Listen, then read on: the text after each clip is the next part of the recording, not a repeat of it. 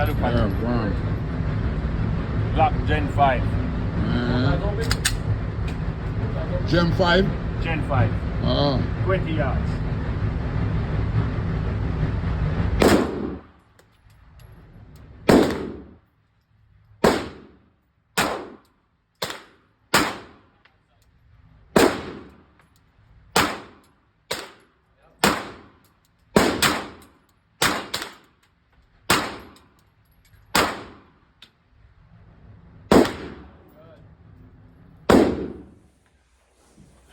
Welcome back to the channel Dukes Outdoor and Tech TV, where we provide you with news, views, and reviews, latest firearm news, outdoor and stuff, and technology.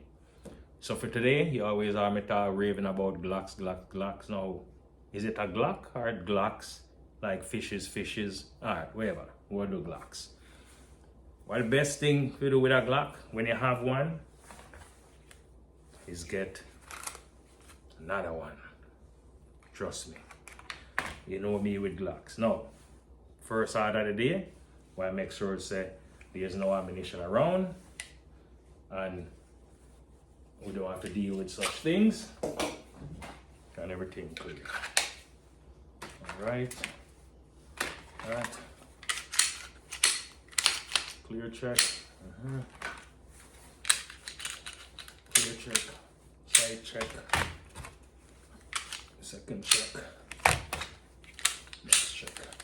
Alright, so we're good. Everything clear and safe. Alright. So today we're going to do a review on the Gen 3 Glock versus the Gen 5. Now, I like Glocks, but there have to be a difference in the variety. So this is the first time I really get a chance to put my hand on two Glock at the same time, especially mine, to be able to compare them. And there are vast differences between the two firearms. So let's go over some of them, right? So you're looking at here, this is first Glock, this is a Gen 3. And as you can see some wear and tear on it, and it probably look long in the tooth, but very reliable, never jam. And this is your Gen 5, one of the latest Glocks you're looking at here. So just looking at aesthetics, basically the same size. I've not put it on a scale or anything to weigh them, but I'm on the impression that for the most part the dimensions are roughly the same. All right, so draw and dimensions and weight. Now, when it comes along to aesthetics, the Gen 5 kind of get the aesthetics. Why? You have a little beveled slide here as opposed to the flat side on the Glock and the Gen 3. In addition, you have checkering on the slide here, so you can get a forward grip, rear grip, whereas on the Gen 3, you only have the rear grip. Again, too, I would give the slide rocking to the Gen 5 because again you have multiple touch point on it, but again quickly you can do this with the Gen 3 and you're half and running. All right, the both have accessories. I bet if I take the light off and attach it here to the Gen 3, it would work. Almost confident that it would work, and I wouldn't see why not, to be honest with you. Now moving on, the handle, the grip. The good thing about the Gen 5 is it comes along with these two back straps. And you know, say you have a bigger hand or a small hand, you can adjust the back strap to actually fit your hands. But to be honest with you, I use this mid-size back strap because I kind of like it, and it don't put too much of increase the profile of the firearm when you're trying to conceal it. But however, when it comes to the Gen 3, the Gen 3 at the time did not come with any backstrap adjustment. So again, Gen 5 win out over that one. The triggers, assume pretty much the same.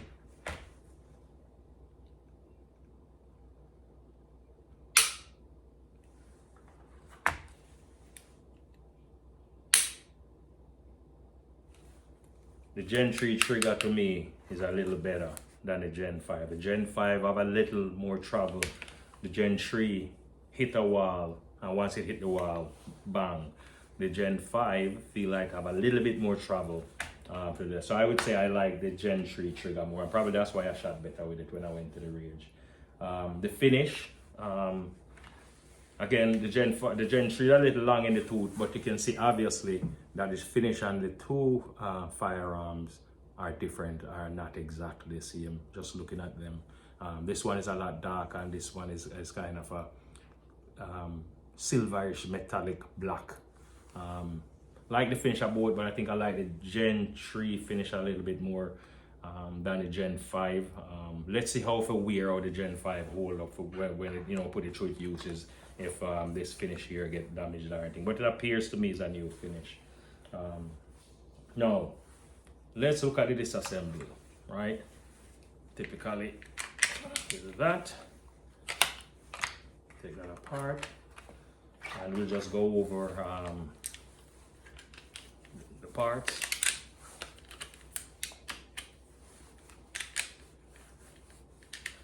To be honest with you, the Gen 3 here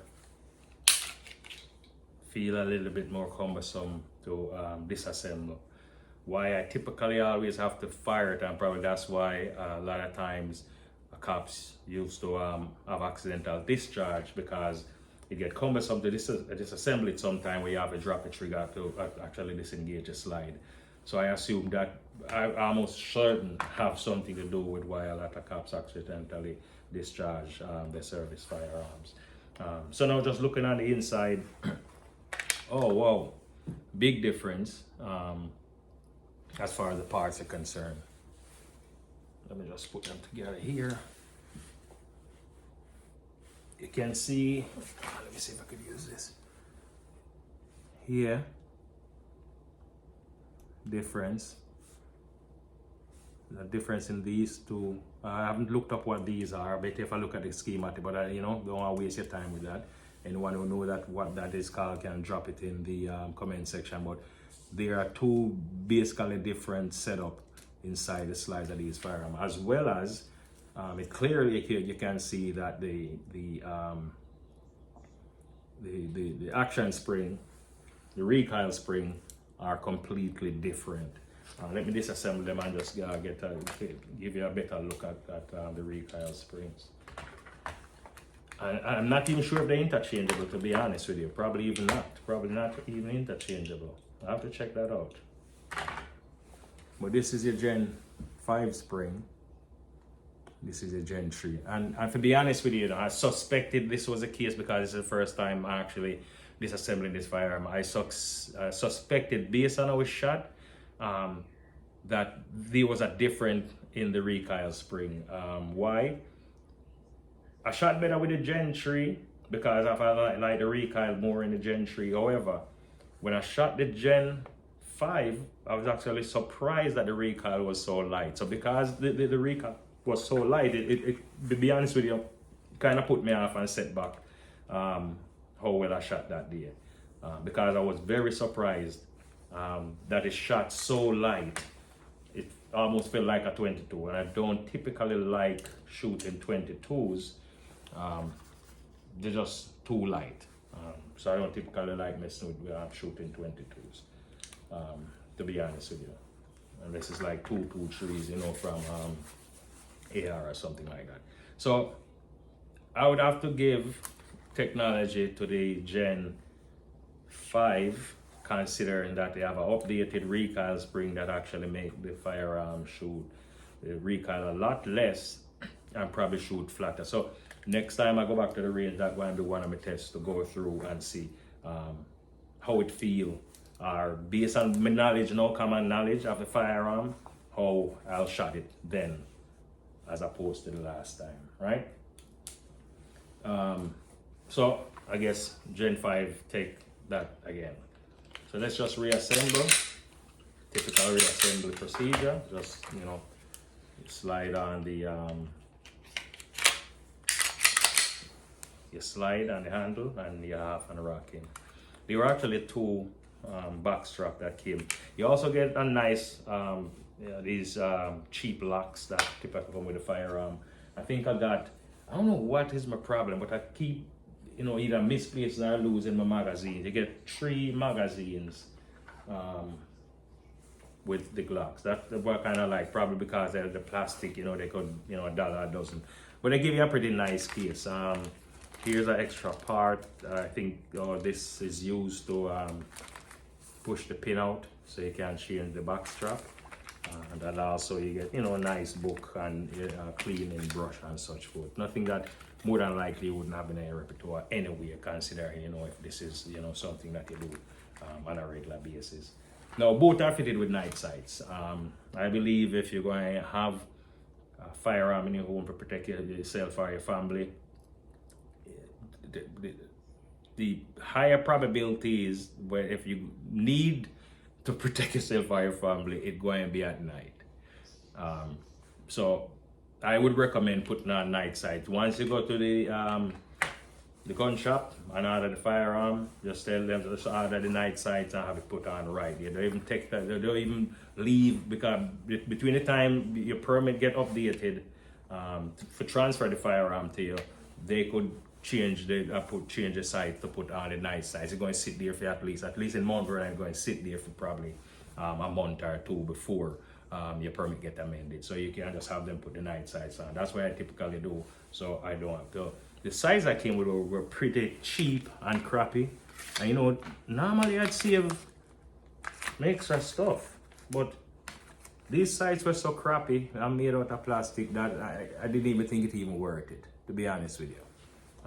And that says a lot. That says a lot. I don't typically throw away anything with that, especially when it comes to firearms and such. Now, one of the cool thing is, I think I use this for more qualification for full carry, because I want to make another video with that to go over the requirements for that to anyone who's interested in that. But yep, so I had to actually make a outside the waistband holster for the 2-hour live fire session of the course. So this is the holster that I came up with. I made a saddle, separate the saddle from the actual holster, so I can even just transfer it to an internal holster if I want, by separating the saddle from the holster itself. You can see here, using like a beauty type basket, textured weave material. I think it come out pretty well, and I also integrate the locking system where it just refuse to come out if you don't take it out at the right angle. So it come out pretty well. Pretty impressed. In addition, also made inside the waistband holster out of carbon fiber material. So made the associated magazine pouch to go with that, but here the retainment. Yeah, trust me, I hear that when you got them boys. Here you go by here. See that?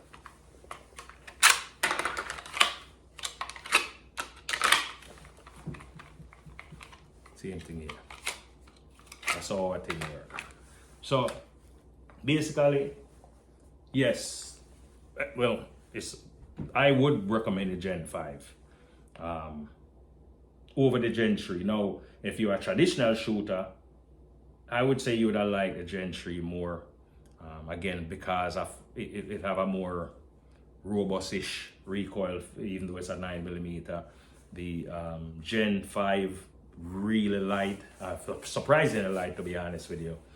But I expect to do better with it next time I go to the range. I didn't do as well as I expected, and furthermore, I think why I did that, because I leave the Glock probably for the last session of the day, because carry multiple firearms, running through and shooting. So that's probably also why by the time I get to the Glock, tired and somewhat as if you're probably ready to go home or whatever by the time. So stay tuned, and I'll give you a better update next time how I shot it, to